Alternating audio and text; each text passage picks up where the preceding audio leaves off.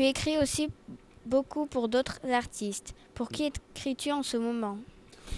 En ce moment, je fais beaucoup de la prod. Ça veut dire, je réalise des albums pour les autres.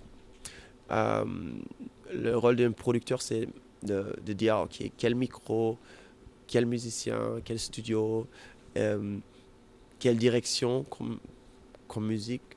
Euh, et après, si une chanson manque une chose, je commence à écrire aussi pour que ça soit complet.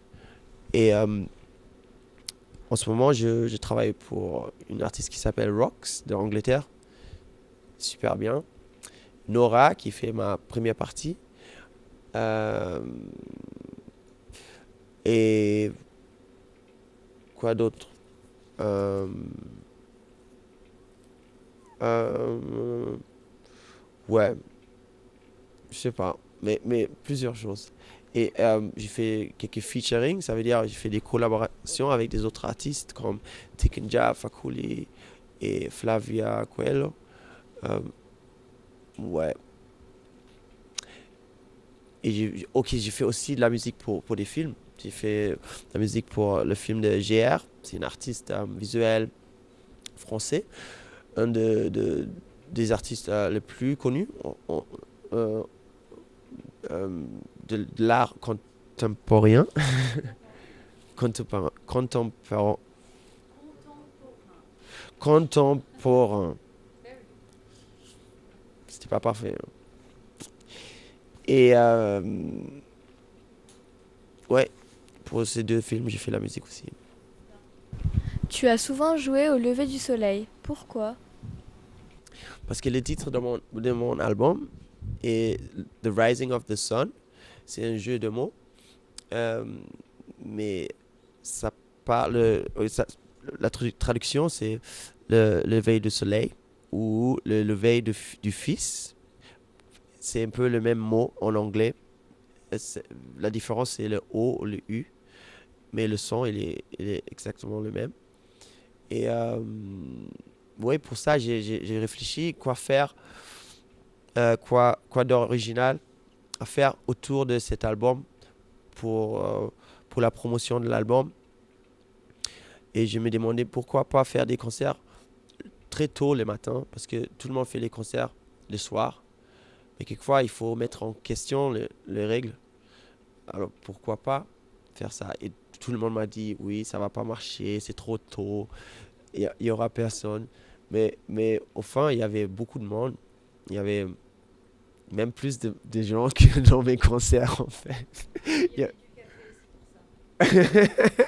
En fait, non, c'est les gens, ils ont amené le café, les croissants.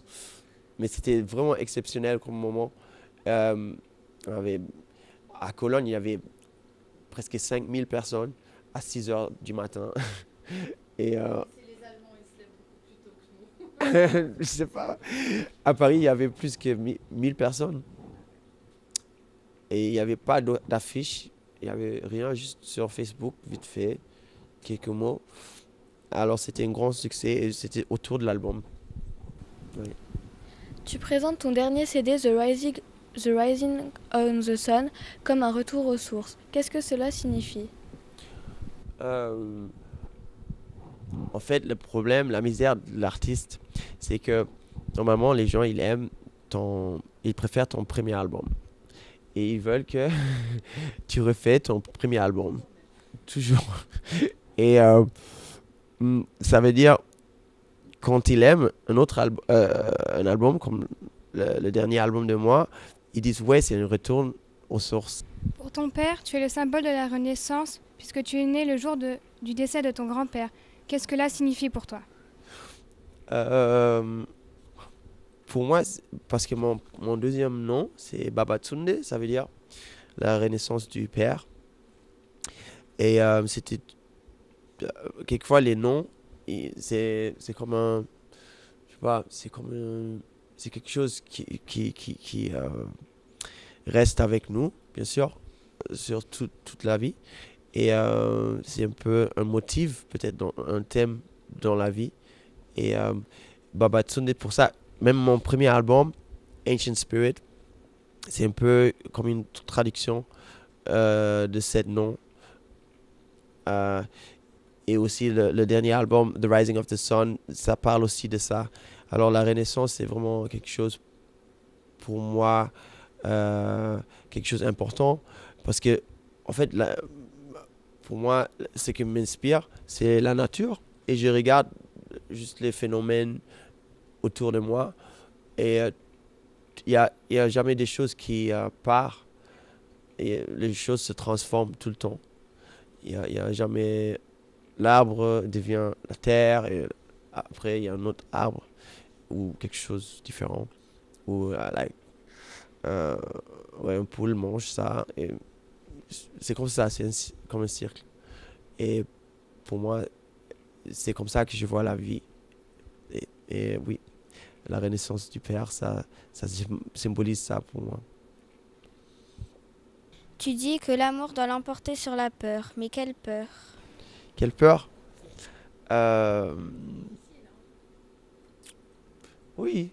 Non, en fait, je pense que on a tous euh, des peurs fondamentales. Euh, comme, par exemple, tout le monde a peur de mourir. Et, euh, et c'est une peur vraiment fondamentale. Il y a des gens qui ont peur de devenir vieux. Il y a des peurs de l'avion. Des peurs de... parce que la peur s'exprime dans beaucoup de façons. Par exemple, il y a des gens qui sont nerveux quand ils font des interviews. Mais c'est normal.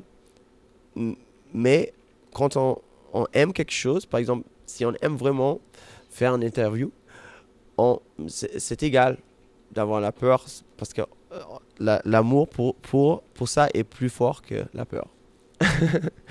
Et comme ça, on se dit, ok. Et c'est ça. Quelquefois, c'est un choix entre les deux. Quelquefois, quand on est amoureuse, on a peut-être peur d'être rejeté, refusé. Et pour ça, on fait comme si on est cool et on dit pas des choses bien et tout. C'est la peur. Et quelquefois, mais quand on choisit l'amour, on dit des choses, on s'ouvre et même si on peut être blessé, on s'ouvre parce que comme ça, on est plus vivant. Parce que si on vit la vie avec beaucoup de peur, on s'enferme et on n'est pas vraiment vivant, on peut pas enjoy. C'est quoi? Enjoy. Apprécier, oui, la vie. C'est mieux d'être comme ça. Mais c'est difficile. Bonjour. Bonjour. Tu écris des pièces de théâtre. Quel genre de pièces de théâtre? C'était...